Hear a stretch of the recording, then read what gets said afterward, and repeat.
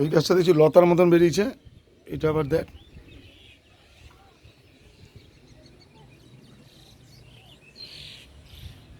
যে গন্ধ আসবে গাছটা,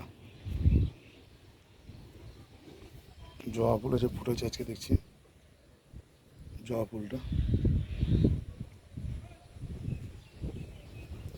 গাছগুলো ঠিকই আছে, এটা ঠিক আছে। পেঁপে গাছটা মরে গেছিলো কিন্তু গোড়াটা পুঁতে রেখেছে, এটা লঙ্কা গাছ লাগিয়ে রেখেছি। এটা একটা আর এইটা একটা পেঁপে গাছ লাগিয়ে রেখেছি।